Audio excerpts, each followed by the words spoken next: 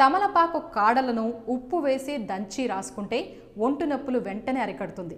తలనొప్పి, చిగుళ్ల నొప్పి, కీళ్ల నొప్పులకు తమలపాకు వాడితే ఉపశమనం లభిస్తుంది.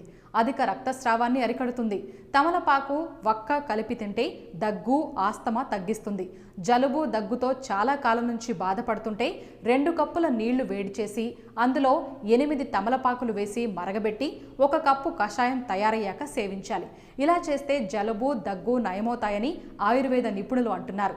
తమలపాకులో పలు పోషకాలున్నాయి. కెరోటినాయిడ్స్, ఇనుము, calcium, vitamin C, vitamin B, జింక్లు సమృద్ధిగా ఉన్నాయి. కొద్ది మోతాదులో ప్రోటీన్ కూడా ఉంది. భోజనం తర్వాత తమలపాకులు తింటే జీర్ణశక్తి పెరుగుతుంది.